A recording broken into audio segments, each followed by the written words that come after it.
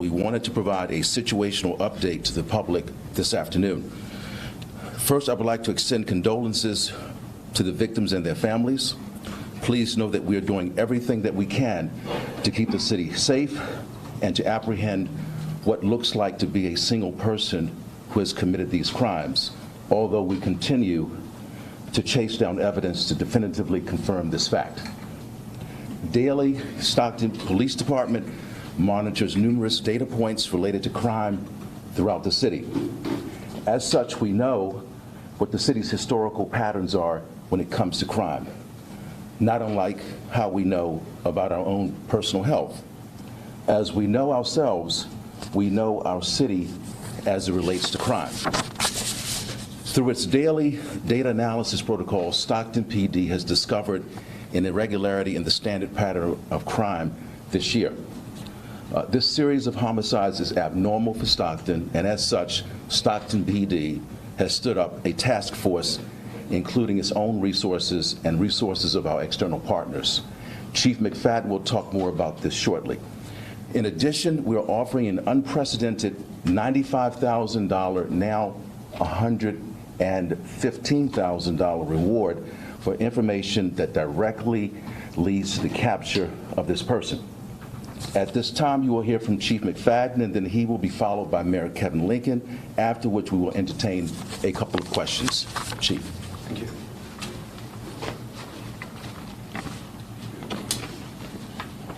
As I said before, we would reconnect with all of you when we have some more case developments, and that's why we're here today. I first want to address the comments regarding Stockton having a serial killer. You know, that's what's been messaged. That's the big question that we keep being asked. By definition, these shootings are a series of killings, and so we do believe we could have potential serial killer. That's how we're going to treat it as such. At this time, we don't know if it's a person or persons. As I said before, we have absolutely no evidence that connects a person or persons to any of these incidences. But we are still receiving tips, and we still will continue to review those tips, and hopefully more information will come forward. We have some video footage that we're going to show you here today. It's going to be a very short video. And when you all see the video, I want you to pay close attention to the uneven stride that this person has. Again, this person is a person of interest. Again, we have no evidence that connects this person as committing any of these crimes, but it's a person that we are interested in talking to. Also with that, we also want you to notice just how upright this person's posture is. You know, I like to think we all have a normal gait and walk about us when we walk around, but this person's posture is extremely upright, and it's noticeable. That's something else that you'll be able to notice on a video once we show that. With that, as far as interconnecting these cases, we've done that through ballistics, and once you start working with ballistics, the process gets very slow. It takes a long time to confirm the information, and it takes a long time to get those official reports. But we do have ballistic evidence that are linking our cases, and accompanied with some video footage as well. We have 7 cases linked. And I'm just going to give some quick stats on these cases. We find that the average age of the victim is 42. We find that the sex of the victims are mostly male. We also find that the races are mostly Hispanic as well. I'm going to talk about the days between these incidences that we believe may have a connection. Between the incident 1 and 2, there are 6 days. In between incident 2 and 3, there's 448 days, which is quite some time from when the incident 2 happened as compared to when incident 3 had occurred. Between incident 3 and 4, it was 34 days. Between incidents 4 and 5, it was 19 days. Between incidents 5 and 6, it was 22 days. And between incidents 6 and 7, it was 6 days. Of these 7, 1 of them occurred outside the city. It occurred in Oakland, and we've been partnering with Oakland Police Department to have tabletop discussions as far as what information we have. Another development we've had is we had the opportunity to interview our only surviving victim. The circumstances regarding this victim took place last year. This was a black female adult. She was in her tent when she heard someone walking around her campsite. When she came out of her tent, she encountered someone holding a gun at her.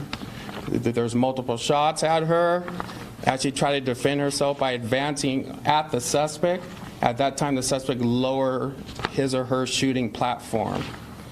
She provided us a description of what she believed that person was at the time of the incident.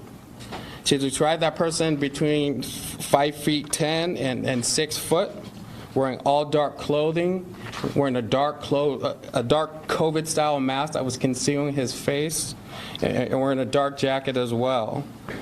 As she said, there's no words mentioned at all.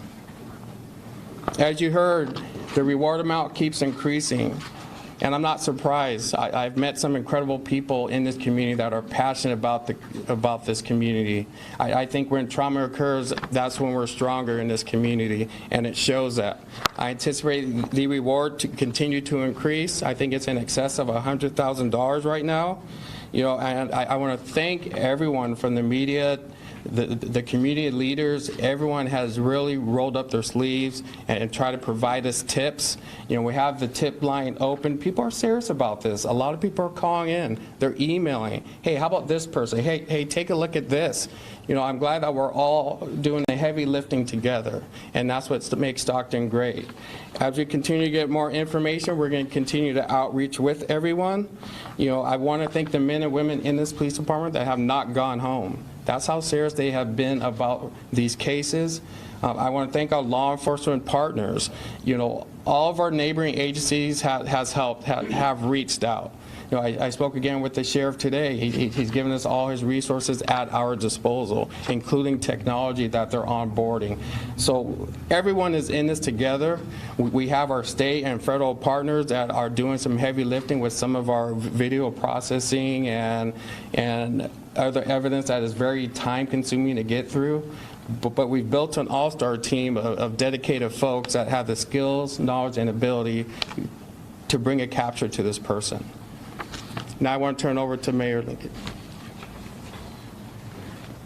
Thank you, Chief. As we're gathered here this afternoon to discuss this recent string of homicides that we now know, we've known that they're interconnected, let's not forget the fact that to date, the city of Stockton, we've suffered the loss of 43 total Stocktonians.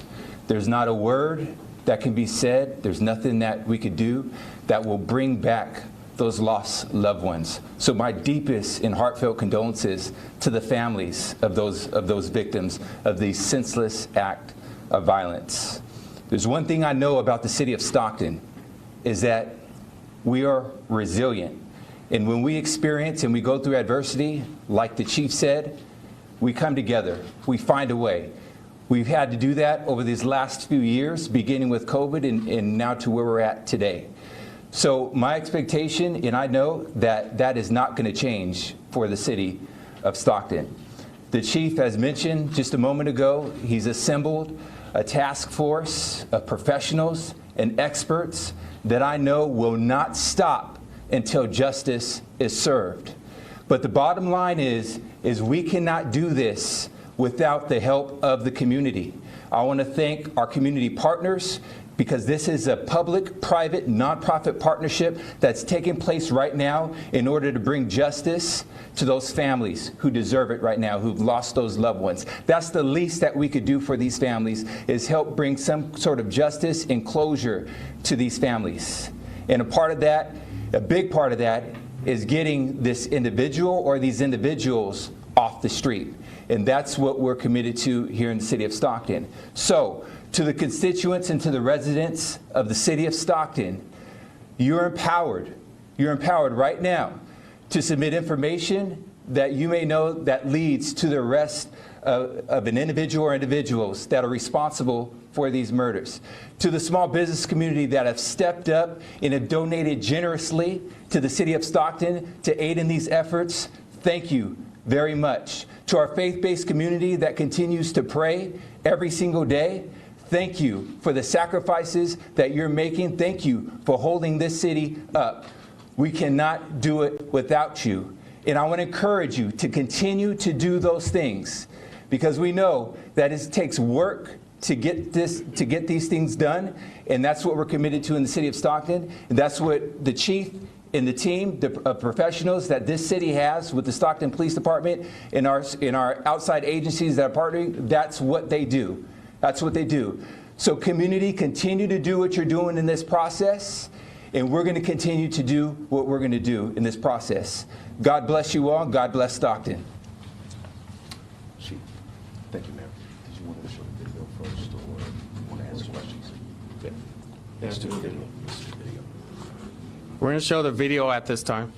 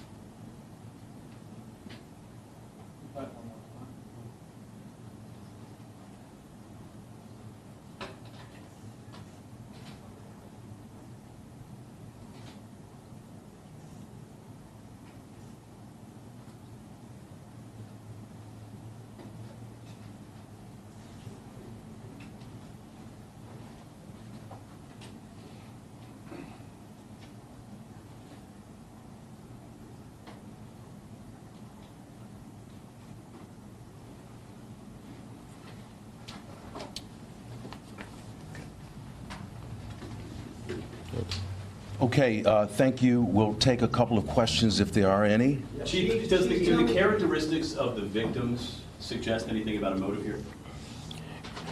That's one thing we don't know. We don't know what the motive is.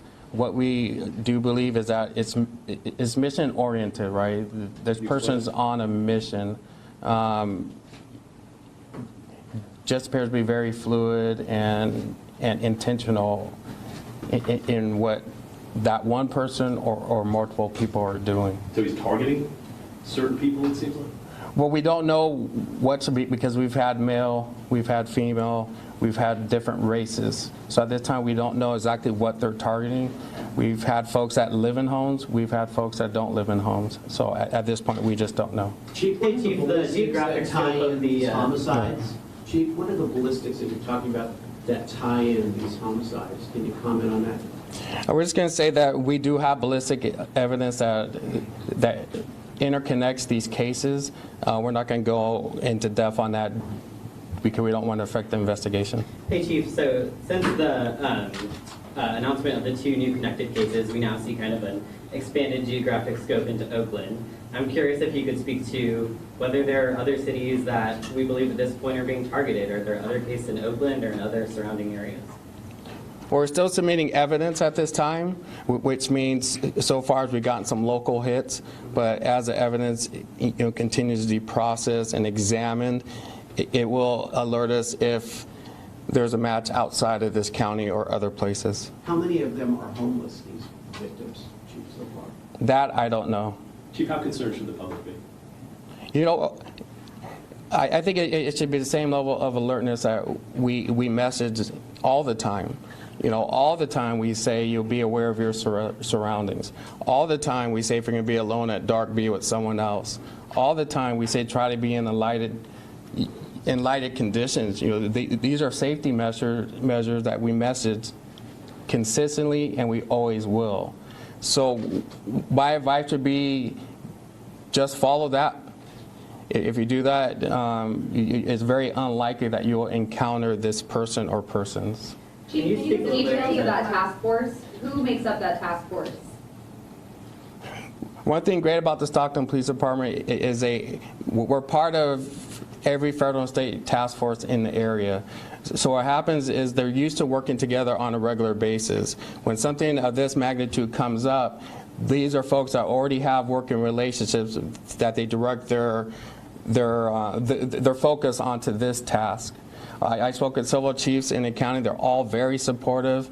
We had a large meeting today with the representatives from all the different departments in the state and the federal level. We handed out tasks, responsibilities. As we said, we're getting hundreds of daily tips that are coming in. So we're leaning on our partner agencies to filter through those leads and see which ones are substantial, as well as other tasks that we're partnering with as well. We're also partnering with different labs too for some of the evidence we have. Is the majority of the victims having Hispanic, does the police have any reason to believe that these might be related to hate crimes? We have absolutely no information to that, right? To know if an incident was hate incident or hate crime, we would need to know more as to how it unfolded or what communications were made. And we have no witness that has said this person or persons has ever said anything like that, or even spoken for that matter. Is there any physical evidence that connects these homicides so far, Chief? That the greatest evidence we have has been our video evidence and our ballistic evidence. And by looking and watching this person, the way they're walking, the way they carry themselves, does that tell you anything, maybe perhaps psychologically, about this person? No, I am absolutely not a psychological profiler, but what it does tell me is we've seen this person of interest on more than one of the incidences, so it's absolutely someone we want to talk to and need to talk to. And again, we have not seen this person commit a crime or anyone for that matter, but that's what we're looking into. That's why we need the community's help to help bring that person to us. So they're not a suspect yet? This person is not a suspect, just a person of interest at this point? Absolutely, a person of interest, absolutely. Do you have any idea who this is? You've seen this person in multiple pieces of footage, did you say? We've seen him in different videos, yes. How many, Chief? That I don't know. All at the same incident? No, So different incidents? absolutely. You've seen the same person? Are the homeless more at risk because of this person? For to be honest, I would say everyone's at risk. You know, everyone. Since they're outside and they're in the dark. Exactly, but I've also been in a lot of encampments where they pull together and are together. So it would take a homeless person, I would say any individual, homeless or not, out on their own, sleeping somewhere or sitting in a car a few hours before they go to work is probably, it's not the best thing to do at any moment in time. It's always better to have people around you. What led you to Oakland? What led this situation to the Oakland victim? That was with ballistic evidence. Hey Chief, so with the Is that it? I mean, the ballistic evidence, why were you looking in Oakland? Did Oakland contact you? Did you contact Oakland? How did that work? It's a little bit of background on ballistic evidence is it's entered into a statewide database. And so the hit comes up and then we connect with the agencies that had that hit. So that's how that comes about. It prompts the agency to reach out to another agency. Hey Chief, with the new kind of time frame that's essentially been established with those two cases, stretching all the way back to April 2021, could we just kind of get a sense of what was going on in that gap? Is it the suspicion that this person kind of went dark, or was this person or people on anyone's radar between that April 2021 and the July 8th of this year? And it's something I promise you folks is to bring facts. So I have absolutely no answer as to why that pistol went dormant for over 400 days. Absolutely no reason. You know, it could have been more than one person that handled it. We just don't know. That's an awful long time for something to be inactive. Are you dealing with one firearm in these They're cases? getting more bolder with the armed shootings. With the timeline, there was that space, but now they're increasing and getting closer and closer. Do you think they're getting bolder with these murders? I don't know. I would have to know the mindset of the perpetrator or perpetrators, but I know we are starting to have a little bit of distance from the most recent one, where we've had them happen closer in sequence before. Are you dealing Five with of the one 7 firearm? victims being Mexican, and the lone survivor telling 209 times that she could be mistaken as a Mexican male in the dark. Is it possible that the white victim could have possibly also been mistaken as a Mexican male? That is the prime target? Oh, absolutely. I absolutely believe if someone appears to be a certain complexion that this person is targeting, that it could almost be any race to fit that complexion, if that's what the shooter's after. Absolutely. Are you dealing with one firearm in this case, and also the surviving female? Was she hit at all, and is she light-skinned? And what race do you think that this person of interest is? To answer your first question, yes, the black female, she was struck. She survived her wounds. She was lighter complected. As far as the complexion race, I just don't know. Again, I'm going to bring facts that are verified, and I have no clue what that person is or who that person is. We have time for 2 more questions. All the homicides happened within minutes of each other, so are you all targeting putting resources at that, near that specific location, or are you guys probably going to bring this? Yes, we've been heavier during the night hours than we've have been in some time. We have task force, we have all sorts of resources that are on the streets after dark during these hours. Do you have DNA in this? Any DNA? At this time, we're still getting a lot of things processed, so we're waiting to hear back on a lot of evidence. All right, thank you, guys. That will end our press conference. Thank you. Thank you.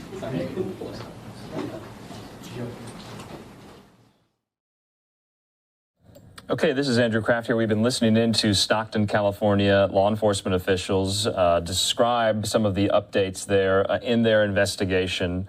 And that was kind of the news of this press conference, that these 6 killings, according to the sheriff there, meet the definition of a serial killer. And of course, they also, we learned, did speak to a 7th victim that survived what they believe was also a related attack to this.